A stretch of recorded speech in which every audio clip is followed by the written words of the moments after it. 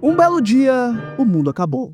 Pra falar a verdade, isso também não é nada demais. Tudo acaba alguma hora e com o mundo não seria diferente. Quer dizer, não foi assim uma situação muito legal, sabe? Tinha tiro, porrada, bomba, mulher gritando, criança chorando. Foi uma situação verdadeiramente muito paia. Mas assim como o mundo, um dia esses tempos também acabaram. Algumas pessoas até falaram em alienígenas, robôs, mutantes. Alguns acreditam até em deuses espaciais, mas a grande verdade é que isso não importa mais, porque eles também se acabaram uma hora.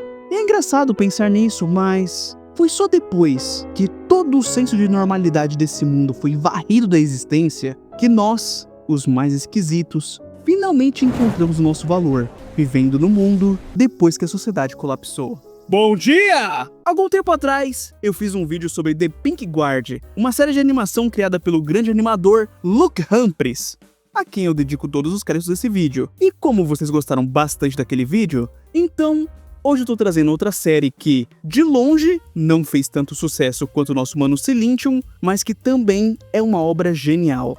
Senhoras e senhores, hoje eu tenho o prazer de apresentar para vocês o que aconteceu no mundo depois que a sociedade colapsou. Inclusive, igual no primeiro vídeo, eu vou estar usando algumas dublagens que foram feitas pelo Snow. Então, se vocês quiserem ver o material em português, sem a minha narração, é só conferir o perfil dele. Dito isso, vamos falar do primeiro dos nossos heróis cotidianos, o cara dos CDs. Quando a sociedade colapsou pela primeira vez, eu não fazia ideia do que eu ia fazer com a minha vida. Então eu percebi que eu tinha uma coleção enorme de mídias físicas e um gravador. Então eu comecei a copiar filmes e álbuns para quem quisesse algum.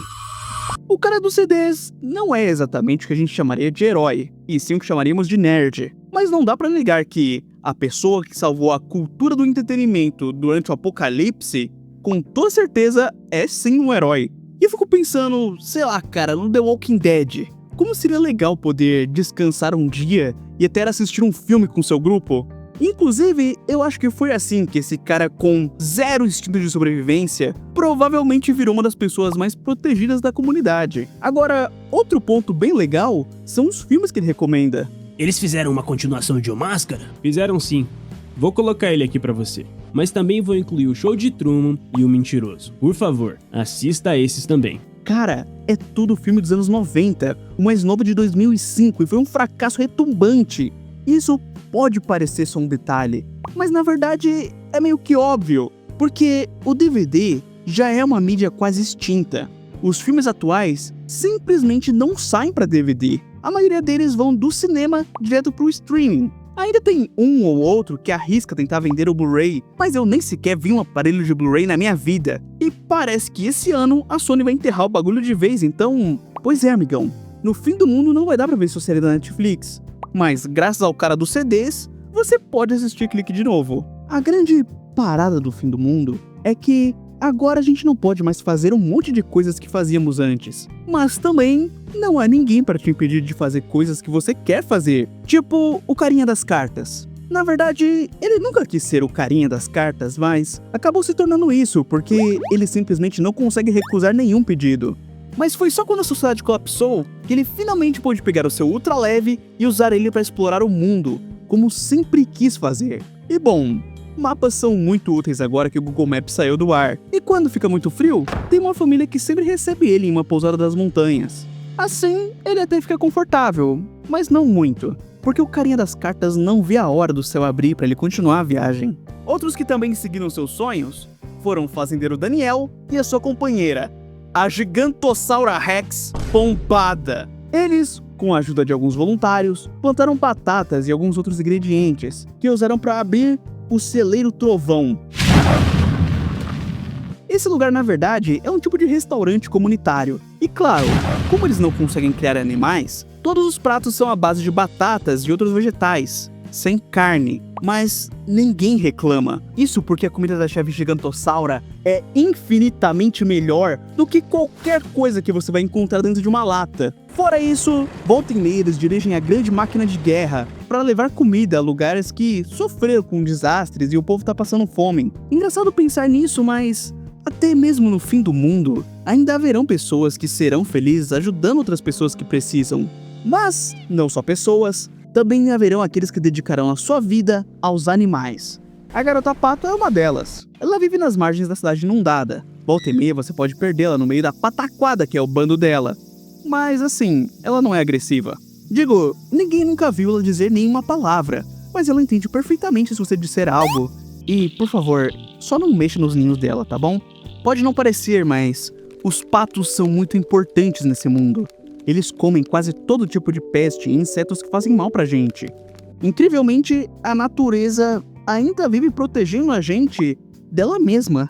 Engraçado, não é? Fora Garota Pato, você também pode encontrar o Sir Frogington, a Bruxa dos Lagartos e até o Cara dos Cachorros. Esse, inclusive, é bem gente boa. Agora, se você acha que o cara dos CDs foi um herói, é porque você ainda não viu os bibliotecários. Sabe, na era moderna, todo mundo só queria saber de telefone e TikTok. Pouquíssimas pessoas gostavam de livros de papel. Mas agora que o mundo acabou, esses livros são uma ótima forma de aprender a fazer primeiros socorros, conseguir água limpa, fazer plantações, remédios, armadilhas, abrigos.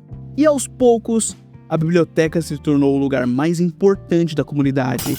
E entre os mais lendários bibliotecários estava a Dedo Verde. Essa menina sabia uma coisinha ou outra sobre plantas, e principalmente como fazer uma planta ajudar a outra planta a crescer. E assim, ela pegou a sua bike e de pouquinho em pouquinho, ela espalhou várias árvores frutíferas em todos os lugares. Em alguns anos, o trabalho dessa bibliotecária estará alimentando uma nação inteira. Mas é claro, nem todo pequeno trabalho é tão grandioso, mas alguns também são muito importantes. Quando a sociedade colapsou, Luiz, o Maromba, conseguiu sobreviver até que muito bem, mas ele perdeu uma parada que era realmente difícil de aceitar. Os torneios de Magic de sexta-noite. O ser humano é uma criatura inteligente, e quanto mais inteligente uma criatura é, mais ele precisa de maneiras de gastar a sua inteligência. Por isso, o Luiz juntou todas as cartas que ele achou e criou um jogo novo com elas. Esse é o Lineage. E pra falar a verdade, as regras não importam muito. Todo mundo inventa maracutaia pra jogar esse jogo, é pior do que Uno. A única regra padrão é que o vencedor pode levar uma carta do baralho do perdedor. E se você derrotar os bestes do Lineage, você pode ganhar uma insígnia. E conseguindo todas elas, você ganha o direito de desafiar o próprio Luiz. Sabe, todas essas histórias tão tranquilas faz parecer que tudo na verdade não foi algo tão ruim. Mas eu não quero que você pense isso. No começo, todo mundo se preocupou com as usinas nucleares, mas, por sorte, os reatores conseguiram desligar sozinhos. O dinheiro nunca deixou de ter valor, mas também deixou de ser prático, já que um pão começou a custar 10 mil reais. O lado bom é que agora o ministro da Fazenda não pode mais taxar a gente, embora ainda tenham muitas pessoas estranhas dizendo ser o próprio presidente. Outra coisa que se tornou bem comum foi construir lápides em frente às casas.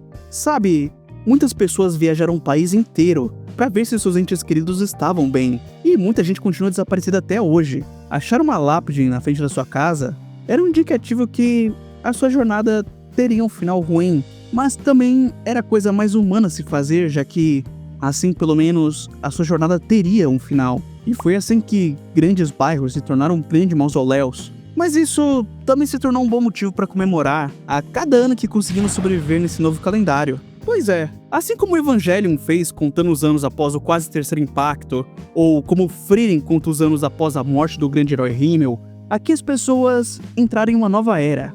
E assim foram os primeiros anos após o desastre. Todos eram refugiados, todos eram sobreviventes. E sobreviver era motivo bom bastante até para acabar com a vida das pessoas que entrassem no seu caminho. Uma pessoa que antes era uma boa pessoa, agora poderia até matar por uma lata de comida. Sabe, a lei da entropia diz que a desordem de um sistema fechado sempre será igual ou maior do que no momento anterior. Um prato que cai no chão nunca mais será o mesmo novamente.